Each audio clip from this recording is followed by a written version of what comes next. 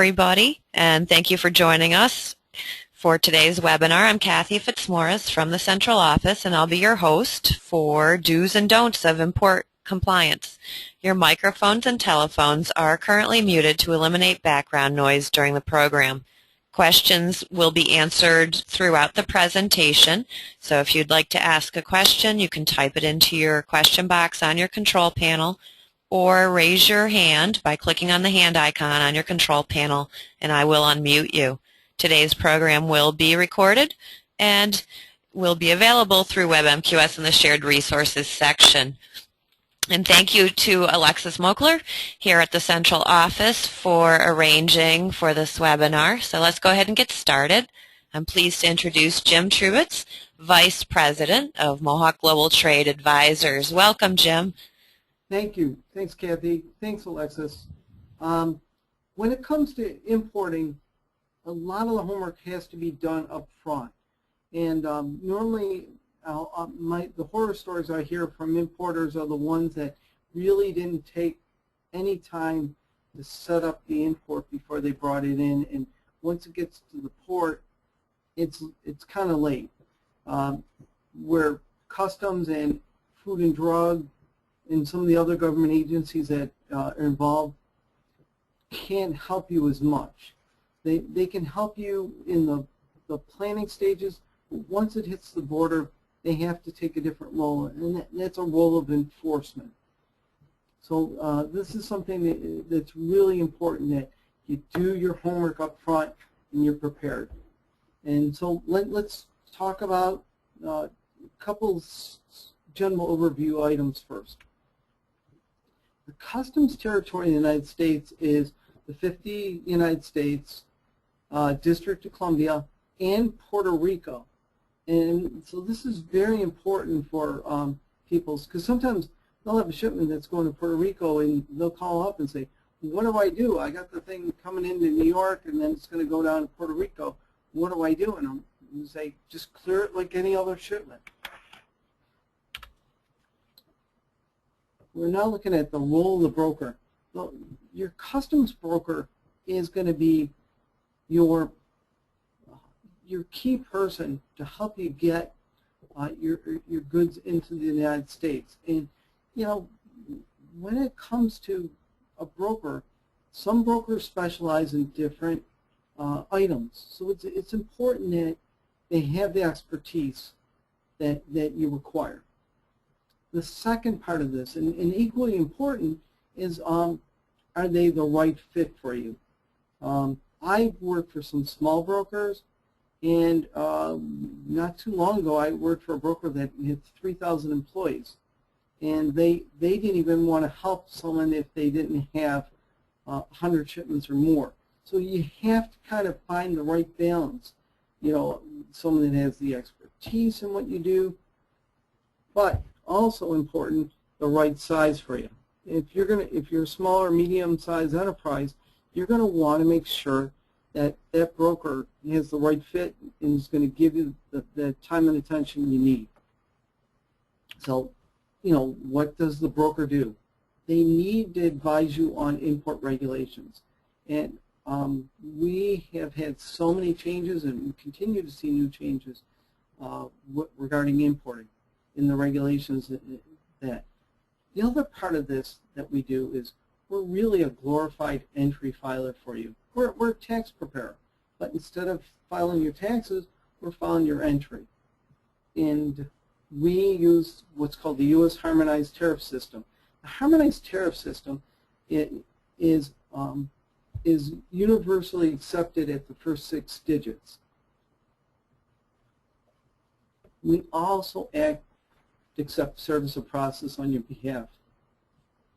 So if you're an importer that is going to import foodstuffs, it's important that you find out, and you can actually go to the FDA website and find this information out, if the broker is a paperless filer with Food and Drug. And they actually list them. A couple of weeks ago, I actually did a presentation with Customs, Food and Drug, and USDA. And FDA basically tells the importers in the room that they should be only using a broker that can do paperless. What happens is some brokers didn't go through the process or lost the privilege of going paperless, so they have to actually submit the documents hard copy to Food and Drug. And so if they get a message back that the goods need to be held, they might not get it for a couple of days because it could be a weekend, could be a holiday. By the time they get the shipment, the details back on the shipment to hold it, it could be consumed, and that could be a problem. So, so this is an important thing, that you pick the right broker that has paperless transmitting with Food and Drug. So now we're going to talk about something called reasonable care. Okay, reasonable care is a concept that was introduced at the same time that NAFTA was. Before that, customs used to tell you how to classify your goods, how to value your goods, how to mark your goods. They even kept the records for importers, and they shifted that at the same time NAFTA came in, and this concept, reasonable care, requires you to do the following steps. There's actually 8 steps to compliance that are named in the reasonable care document. And Customs has this reasonable care document on their website under Informed Compliance Publications. And so what happens with reasonable care is that Customs wants the importer to do their due diligence. They can go it alone and try to figure it out on their own, or they can use one of the following 3 experts. And they name customs attorneys, tax accountants, and U.S. licensed customs brokers. And licensed brokerage is a process you go through. There's an exam you take, and every firm has to have at least one licensed broker. And it's similar to a CPA system, and the Customs issues the licenses. And there's probably about 21,000 licenses out there, maybe a little bit more. And so multiple licenses could work for the brokerage firm. And in our case, I think we have like 18 licensed brokers right now.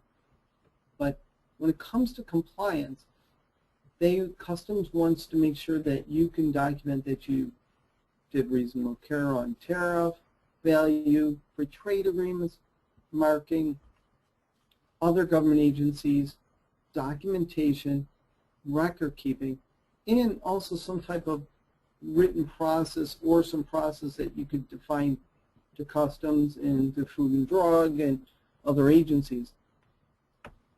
One of the things that's really important here is that you want to make sure that that you can demonstrate to Customs that you took some reasonable care. So they're more than glad to talk to you about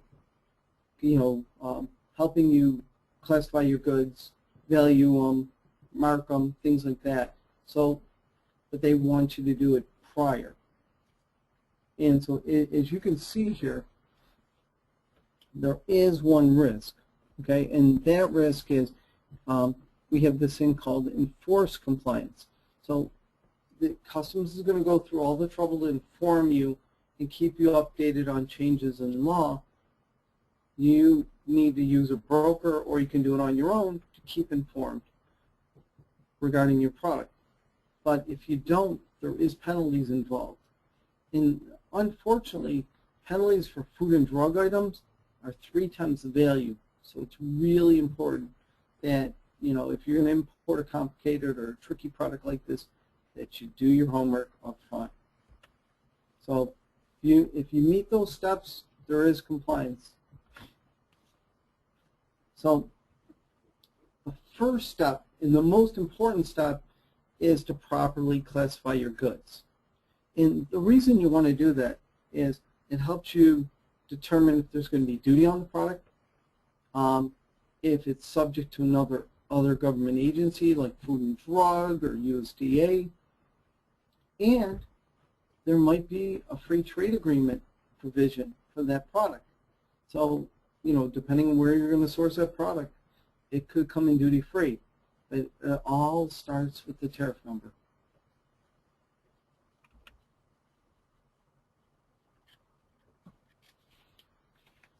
Here's probably one of the most important steps that you could advise importers, and that's to go to the customs system, customs website, cbp.gov. There's a section called CROSS, and that's CROSS. You can search there, and it gives you all the rulings that customs is issued on products. So I'll give you an example. If you have, a hot chocolate mix, and it's made with corn syrup, there's probably a ruling on that. I recommend that if there isn't a ruling on the product, or your goods aren't named in the tariff exactly, then you're best to get a binding ruling in some cases. I'm working on a couple binding rulings right now that are complicated products. If it's a simple product like a toothpick, you don't really need to go for a binding ruling. But if it's a complicated product, you're best to go for it. Sometimes it will be a foodstuff. I did a binding ruling on goji berry extract a couple of years ago. I'm working on some electronic devices right now. These are important tools for you, because when customs sees that the importer's gone for a binding ruling, and they're free, it only takes 30 days in most cases unless they require additional information. It shows customs that you're a savvy importer and you're trying to get it right. Okay. Back in 1980, we had a new valuation system come in. And I actually learned a value system before this one, but this value system was established so they could do frameworks of free trade agreements with other countries. So every country that's part of the World Customs Organization is using what's called transaction value, which really is the price paid or payable for an item. Sometimes if you have a related party or you have no sale, then you have to use a different method. You can use this thing called deductive, computed, or value if other values cannot be determined, which we also call fallback. In most cases, 95% of all items fall under transaction value. Sometimes if you have a related party, you're excluded. So let's look at some of the more common pitfalls when it comes to valuation. One of the most common ones is if you have a related party and they're transferring at cost and they have no markup or no profit in that transaction, then customs would find this this value to not be sufficient, because they're expecting every company to make a profit, and so they're looking to make sure that that value for customs purposes is arm's length. So if I'm selling to Kathy and I'm selling it for $10 per unit, but I'm selling to my brother for $8, customs might not think that value is sufficient. So it's important that if someone's going to be doing a related party transaction, that the value reflects this. Here's the other thing that this valuation system says, that under transaction value, certain items have to be added in, and certain items can be deducted out or subtracted out. And so we have these things called non-dutiable charges. So I'll give you an example. If someone includes the freight in the cost, and you can prove the exact freight amount, U.S. Customs will allow you to deduct it. So freight's getting to be quite expensive. You bring in $4,000 worth of goods and you have $4,000 worth of freight on it, on addition. If you cannot prove that $4,000 was exactly shown, Customs is going to make the value $8,000. So it's an important thing that you go through the steps. The other thing that you have is sometimes people provide tags or raw materials or tooling to make something, and those are considered an assist. And if they were provided free of charge or at a reduced rate, Customs actually expects this information to be added back into the cost of the goods. Selling commissions. So if someone overseas selling something to you as an importer and adding the selling commission to the invoice, Customs has ruled that that commission is dutiable. The other thing that we see happen on a regular basis is goods need to be repaired. And so I have an example right now. Company sold some goods to Brazil for $27,000. The Brazilian company put down a return value of $100 for the item that's going to be repaired in the U.S. Another example was that a similar item was sent to another country, Germany, and this thing was valued at 40 grand. They showed the value of only the repairs, which is $2,000. Customs wants to know the total value, for this product. Some importers have to pay royalty and licensing payments, so those have to be added in. And returns, same thing. You have no sale, so what are you going to use for a value?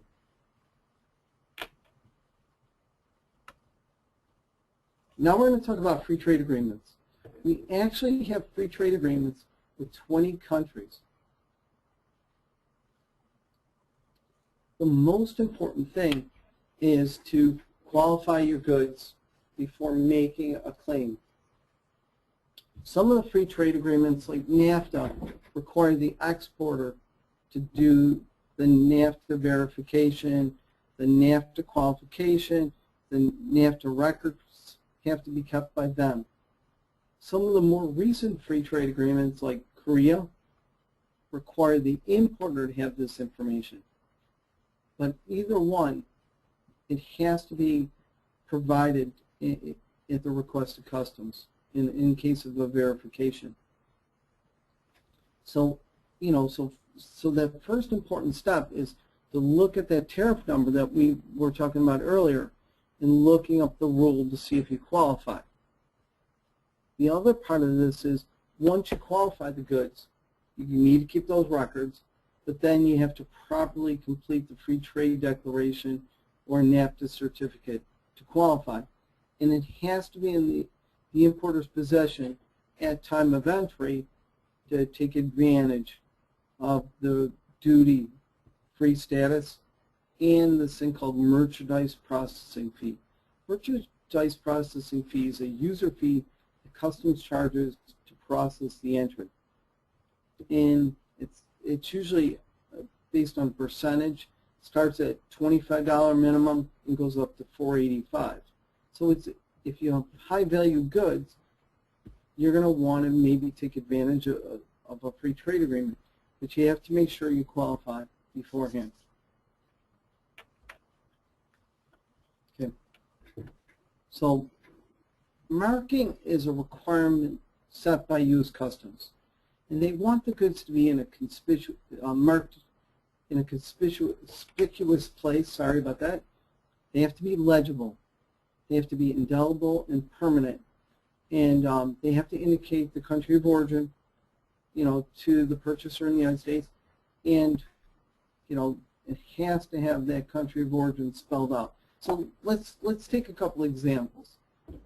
Okay, if someone's going to pick up something, a coffee cup or something, look at the bottom. it has to be properly marked with that country of origin.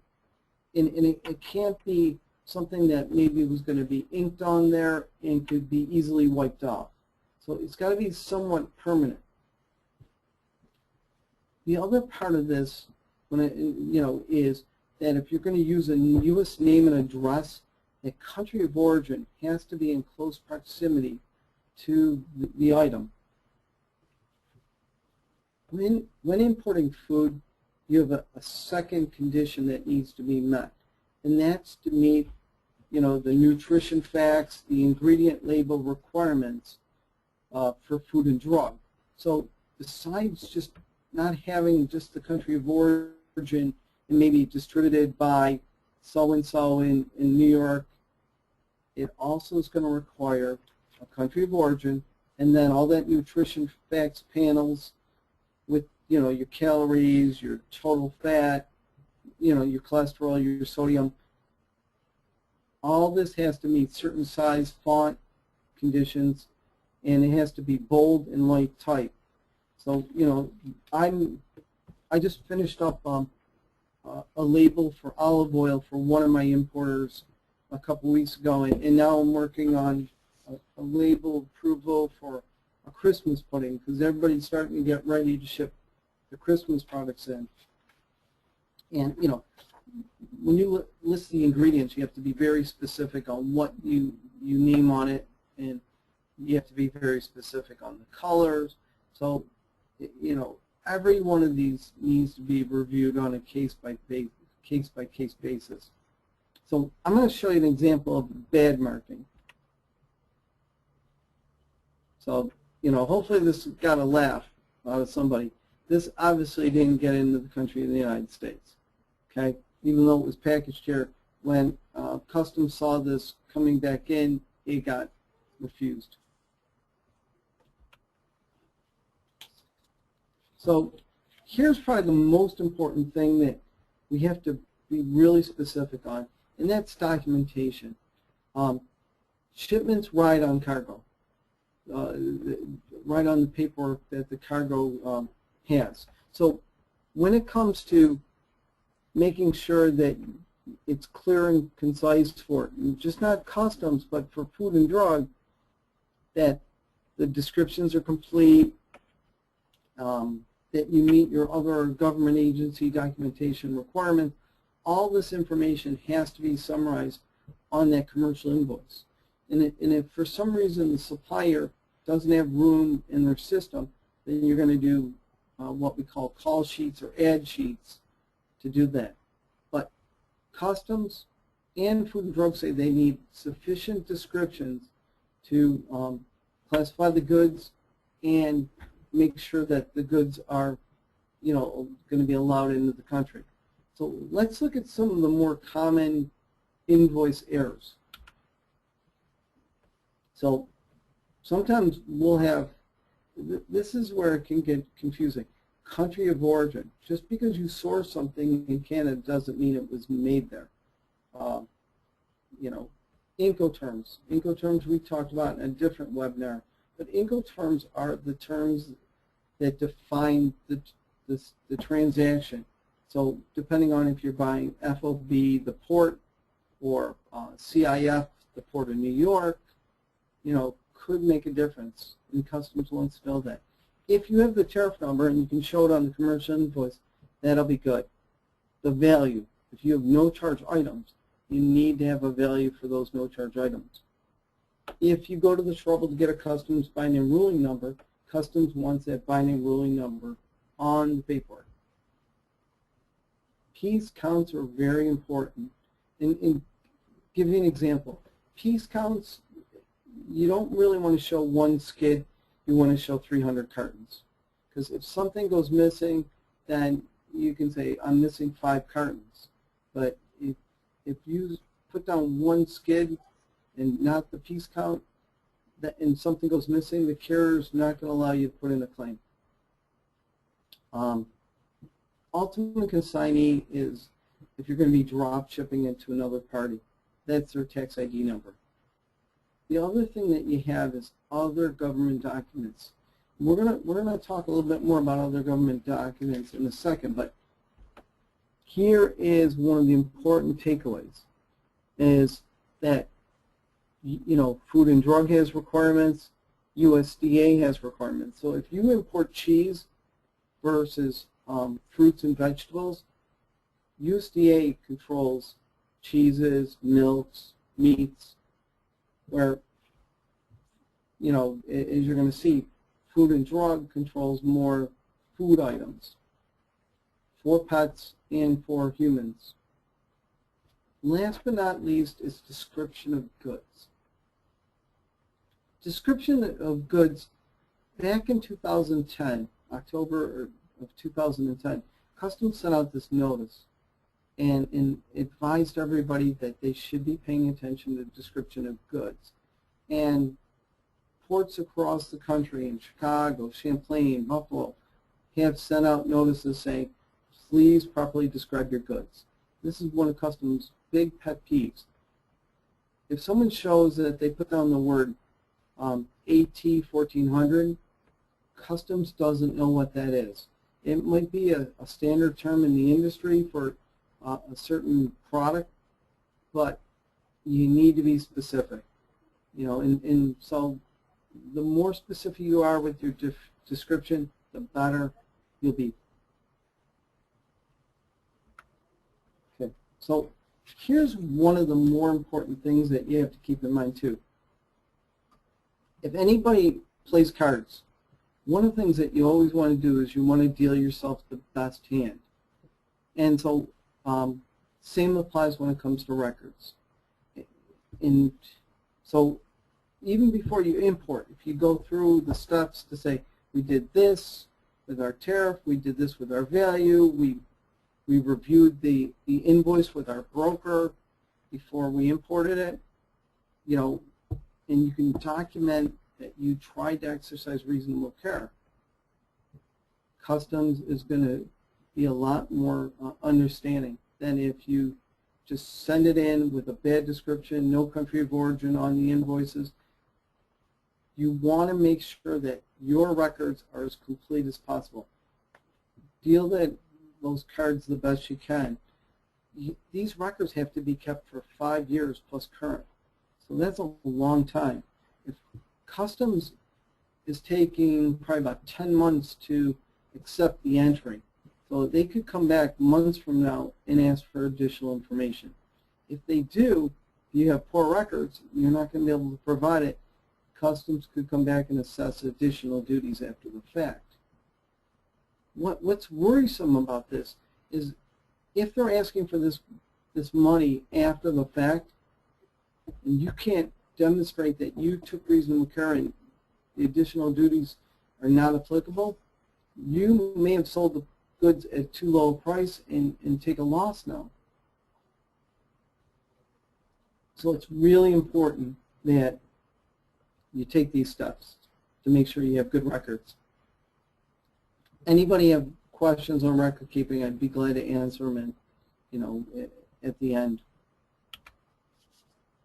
So Customs requires a bond to be posted. So what is a Customs bond? It is the financial guarantee to the government that the duties are going to be paid and all regulatory obligations are met, such as Food and Drug, USDA. So normally what happens is the importer has one or two choices that they can do. They can do what's called an annual continuous bond, which is good for 12 months. And it's good in any port, provided that you give the customs broker a power of attorney to use your bond. The second part of the option is to do what's called a one-time or single transaction bond. This single entry bond, especially if it's food and drug articles, has to be posted for 3 times the value. So in some cases, if you have high value goods or you have other government agency regulated goods, you're going to need to get a bond. It's cheaper to get a continuous bond than a single transaction bond. I have an importer right now that's going to import footwear. They're going to bring it in from Europe. Based on the value, the first shipment can cover the cost of an annual bond, and then they can use it for the rest of the year. And they're planning on importing 5 more times in the next 12 months. So based on this, they're going to save themselves over $2,000 in bond fees. So it's an important thing to know, look at the cost on this. But you do need to allow yourself at least 2 weeks for customs to process the bond. And normally you'll underwrite the bond through the broker. The broker will submit the information through the insurance company to customs. Okay. So one of the things that customs would like to see as part of reasonable care is some type of written process saying, when we have a new product, we're going to reach out to our broker, we're going to maybe get a ruling if necessary, determine if there's other government agencies, go through the process to make sure the goods are properly marked and labeled, which usually the broker will do for you, depending on how big the project is. They may charge, they may not charge. But this is an important step, that there is some type of process, either written or at least verbally understood inside the company, depending on how big you are. Okay. So this is probably one of the more important things that Customs does. Customs carries guns and badges, and they have more than just their responsibility to import and protect the revenue of the government. They have to protect the other government agencies' revenue as well. So, obviously, when they're protecting food and drug and USDA and alcohol, tobacco, and firearms, they want to make sure that these items, these food items, are coming into the country are safe. So they actually have priority trade issues out there saying that, consumer products are going to be safe and brought in proper. They're going to meet the requirements. Same with food and drug. The ingredient list is good. The food's not adulterated. And the proper documents are met. So these are important things that you have to do. One of the things that I notice that a lot of importers don't allow for is enough time to register and get their labels properly prepared with country of origin, with the ingredient list. And then at time of entry, they don't have the proper documents, which causes delays. And then sometimes if they don't cross at the right time, they're going to get a situation where customs will have cleared their goods with food and drugs holding them. And it's not ideal to have your goods held. The driver or the steamship line is going to charge you waiting time. Or worse, your customer has to hold the goods on their dock and they're not happy. So this is something that you want to work through beforehand. Okay. So one of the things that, that's going to happen is there's information that has to be done far in advance. So give you an example. We have something called an importer security filing, and that is actually going to be sent 24 hours before the goods are laden on the ship. If it's sent by air, it's going to be, same thing, 4 hours before arrival. In truck, same thing. So you need to allow time if the broker is going to cross with these goods. But here's what we have when we have food and drug items.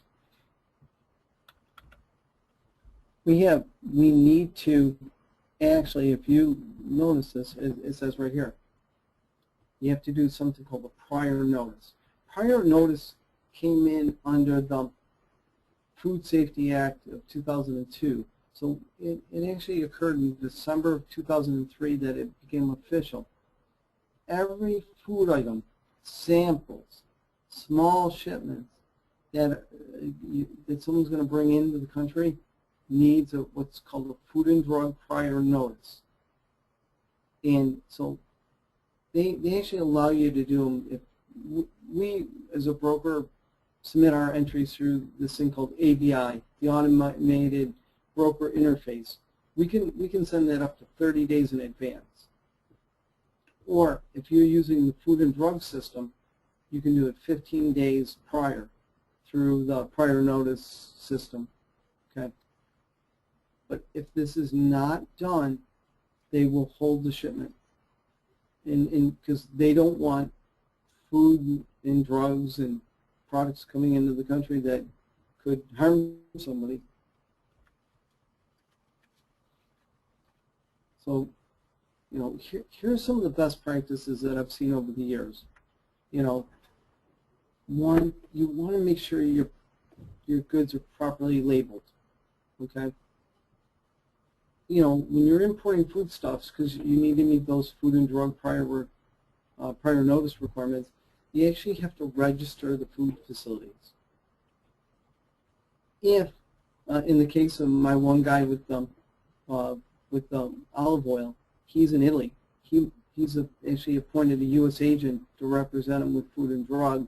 If food and drug wants to request any information from him. The other thing we have with food and drug is you actually have to determine an FDA product code. And there's these things called affirmations of compliance. So in certain items, you need to provide this data to get the goods released. The food and drug product code is something that usually the broker can help the importer complete. And, you know, each item is going to have its own unique product code. And then the important thing too, like I said, transmit that prior notice before importing the goods. So your goods have been cleared, okay? So what do? If they're subject to FDA review, you want to hold them intact. Here's one of the important things that I'd like to mention at this point, is that we recommend that if you have a new product, it doesn't always work with ocean freight, but with air freight and truck freight, if you want to bring these goods into the country, you're best to bring it in during normal working hours with FDA, because that way if they want to sample the goods, they're not going to hold the goods intact. If you have an electronic broker with FDA, then FDA is going to send notice and say, we're going to hold it, we may need to proceed. You're going to want to make sure that once the goods have been held by FDA and you get the may proceed notice, get it from the broker. Remember we talked about that record keeping before and how you want to have the best cards? You do not want these goods to go into the commerce of the United States without them being released by just not customs, but by FDA. Okay, so USDA is a little bit different than FDA is, you know, and like I said, you know, so USDA has jurisdiction over cheese, milk, and dairy, and they also have it over meat, poultry, and egg products. Okay, so, you know, first thing we got to do is find out if your product's admissible into the country. So, you know, we would work with you on that. The other thing you need to do is you would actually need to apply for an import permit. So if you're going to bring in veal from Canada, you're going to need an import permit. And there might be particular label requirements. We got this thing called COOL, COOL label requirements that need to be met. And then if you set up inspection in Detroit, you have to cross at Detroit. You know, same thing. So there's only, if you set up an inspection, you have to go to that given place to do your inspection. You can't change your mind at the last minute. You know, and I've seen this happen where there'll be a snowstorm, so they don't cross Buffalo, they'll cross in Detroit. And USDA actually makes them go back. Same thing, if you set up for an inspection at one of the USDA sites in New York at the port, you have to go to that site. same thing. You want to make sure you have proof from the customs broker that the goods are cleared, and you want to have good records. Okay. So here's probably my final parting information, if I could give it to you. If you're going to be an importer, you're going to want to look at those entries, just like you look at your credit card statement every month, and determine if everything's correct on that entry. If you find a mistake, better to correct it before customs finds it. And customs expects you to do the same due diligence on looking over your entry as you would your credit card statement. And this is where I take questions. Thanks, Jim. Does anybody have any questions for Jim?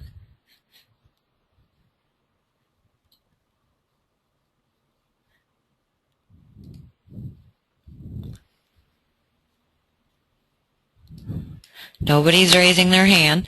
Okay. So.